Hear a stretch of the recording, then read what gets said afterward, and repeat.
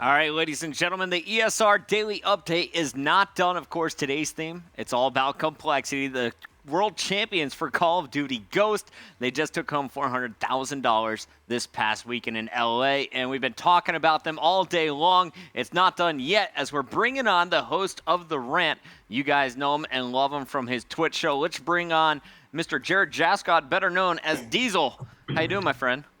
How's it going, man? What's up? The hair's so suave today. I'm a little bit jealous right now. Dude, you got to keep the hair, man. You got to keep the hair going. It's a must. So, Deezal, where are you coming live from right now? I'm in St. Louis, Missouri, actually. St. Louis. I like it. Headquarters of UMG.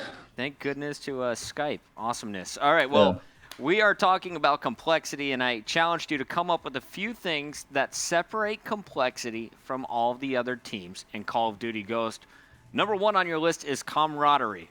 What can you tell me? What is special about this complexity lineup?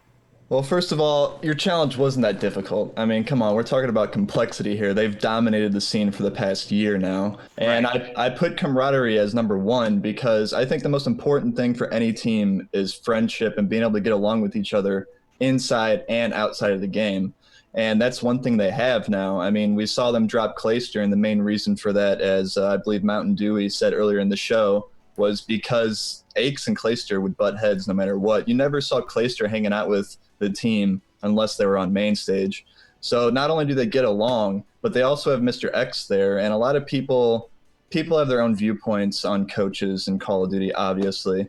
But I think it's a crucial part of the team because they all respect him.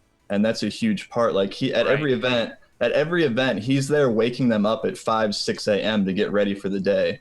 I mean, you don't see that out of any other team really right now. And that is a huge part of it. They're ready to go. They're one of the first teams ready to go out of any other team at any event. I mean, I remember like at Anaheim, they were the first team at the warm-up stations at like 8 a.m. in the morning. Every other team was just waking up. And that was X in the hotel rooms waking them up to get ready to play for the day at hand. And then also another term that gets thrown around in this community a lot is duo. And I would have to say the only two players that are actually a legitimate duo are Aches and TeeP. I mean, they've been together since Modern Warfare 2. They've got 14 championships together now. That's some chemistry right there. The fact that they could stick it out that long. I know one of the questions I always like to ask TeeP and Aches when I'm interviewing them at events, I'm like, TeeP, how do you stick around with Aches? I mean, we all know Aches has had a colorful past with he's very loud and likes to speak his mind a lot and talks a lot of trash. He's a polarizing guy for sure. Yeah, definitely. I mean, you love to hate Aches. It's one of those things. Like I love Aches. He's a great guy, and behind all the BS, he's really cool. But you know, it's like TeeP, how do you stick with this guy? I mean, it's been like 5 years now. How have you stuck when he's like, simple, man, he's the best in the game? And I guess that's all that needs to be said about it.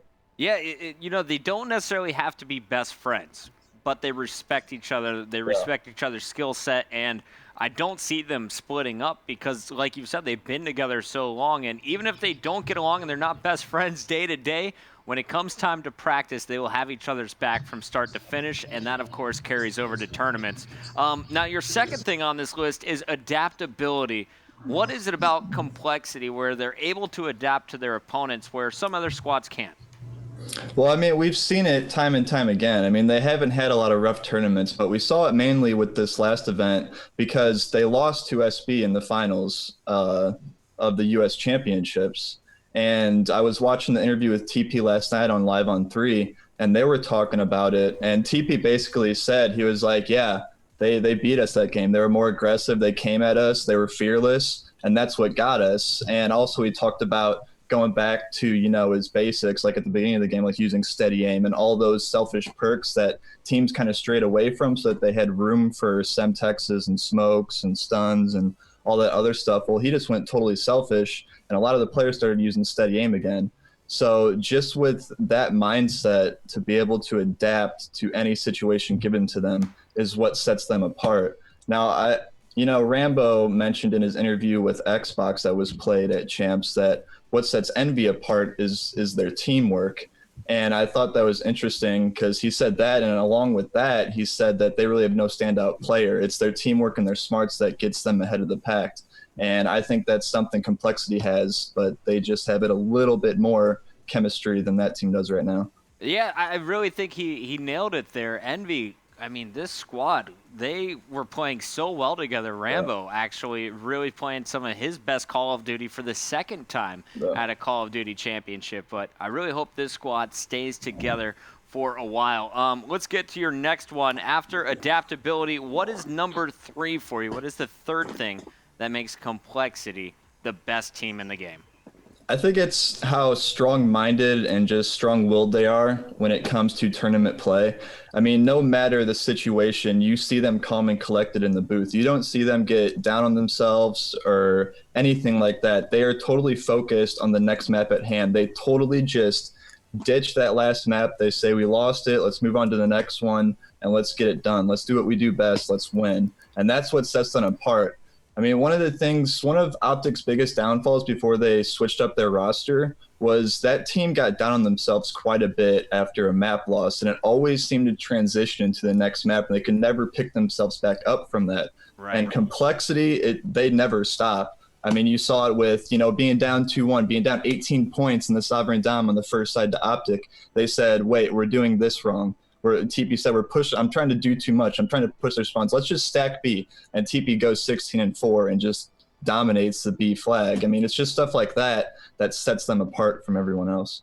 You really, their ability to just transition at any moment. At number 2 again, surprising me. But like you said, the mental game. And Crim6, he is one of my favorite players to watch, just so I can see if I can tell what he's thinking, what are his emotions in game. Of course, everyone makes fun and makes the memes of what's going through him, but you can see it in his gameplay.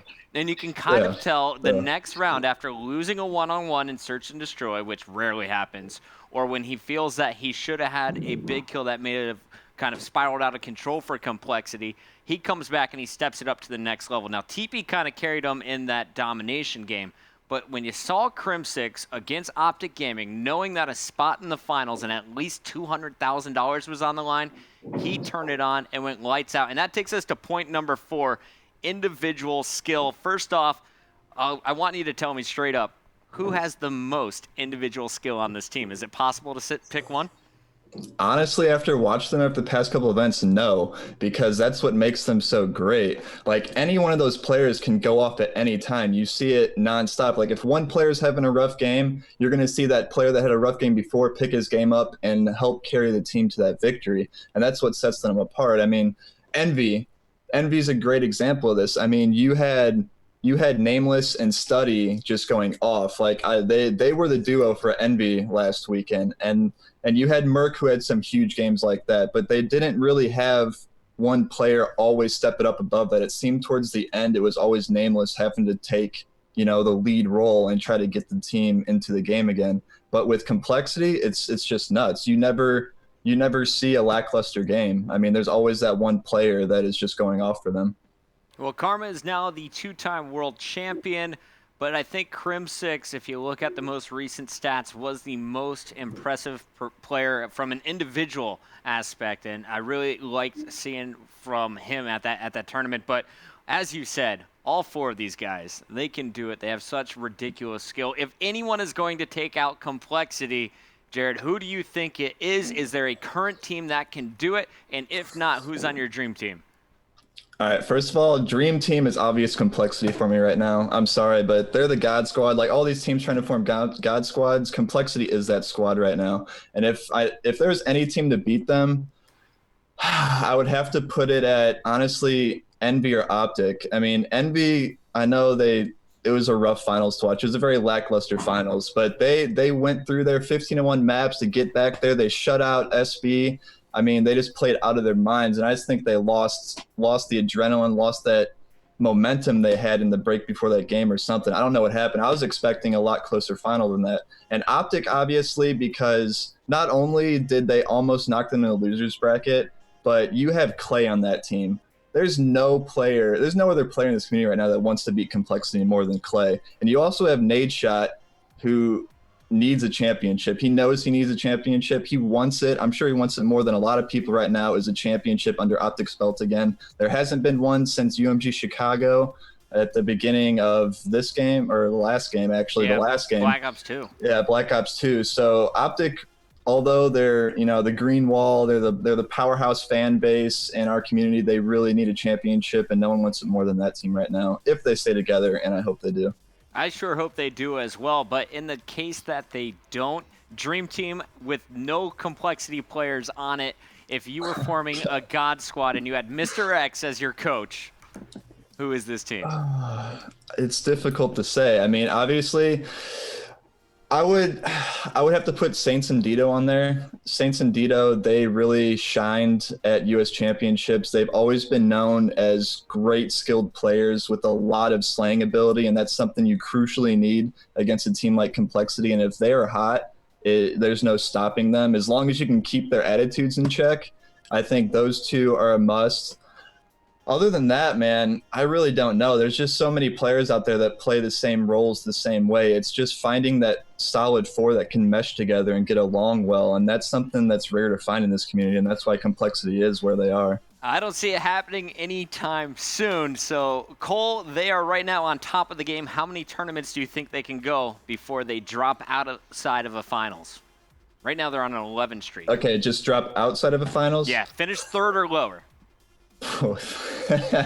Honestly, I don't see it happening until maybe the next COD title. Maybe the next COD title. Maybe something's really weird and messed up with the new COD title that they can't handle. I did see a lot of tweets, and I got a lot of respect for the people who sent these in. They said that someone needs to learn the meta game faster than Cole. That's the only way to beat them right now. We're in the second half of Ghost's lifespan. They have about 6 more months left here. Is there anything that could possibly change in Ghost other than maybe some maps where they could catch up? Anything that could change? I don't know. I mean, I've been seeing on Twitter today, actually, that the Bison is actually a dominant weapon, and that could change some stuff because I guess it might have happened with the latest patch or something like that. I don't know, but people have been saying the Bison it's got the quicker fire rate now, and it's got the distance of the MTAR. I mean, that's going to change up a lot of things, and since Complexity can use 4 SMGs pretty dominantly, honestly, there's nothing stopping them. I don't think there's any type of metagame that can stop them right now. Yeah, Strictly Business found a little bit of vulnerability when they found the steady aim. I wonder, are there more things in the perk class that will be found? Any new combinations that players will find? Well, we have a few more months left in Call of Duty Ghost, of course. Upcoming tournament is going to be the MLG COD Season 1 playoffs. 6 teams going into that one. Complexity takes it number 1 in your opinion. Who gets number 2? I'm gonna go with Optic. I'm gonna go with Optic. I mean, I'm normally the first guy to say Optic's not gonna really place at all, but I think Optic. Jared, they're not in it. They're not? They're not in it. They didn't make top 6. God, that's right. They didn't. I'm so focused on champs. They belong in there now. Right. That's right. Let me go through the list for you. God. It's gonna be FaZe actually with the number 1 seed. Complexity coming in with 2. We have Curse, Las Vegas, Envy, TK, and Strictly Business. It's gonna have to be Strictly Business then. SB. Yeah, TK. I don't know. I doubt it. I mean, they're already split up, so it's going to be interesting. It's going to be interesting to see what's going on. Curse LV, they get way too angry at each other, and although they have Mud Dog subbing in for them, I don't think there's going to be anything there much. So it's going to have to be SB. SB it is. All right. Well, thank you for coming on the show and for your predictions. Where can people catch some of your work, Jared? Well, I host the W Rant as Puckett said as I came on. It's on twitch.tv/the W Rant. Go check that out. I run it on a show-by-show basis now, so if you're going to check it out, you're going to have to follow me on Twitter. Other than that, that's all I got going on right now. All right, man. Well, best of luck. I know you're finishing up school over there while providing amazing Call of Duty coverage. Thank you for coming on today's show. And, guys, that is going to do it for today's eSports Report. Go follow Mr. It's Deezal on Twitter right now, Deezal, after ITS, of course. That's going to do it for today's show. I'm going to start tomorrow's show a little bit early, around 3:30 p.m., before heading out to Ohio for a wedding. Before we go, though, we have some great games from Complexity. Remember, the full Esports Report weekly show with Desi Sanchez and I will kick off at 7 o'clock Eastern tonight, right here on MLG.tv/ESR.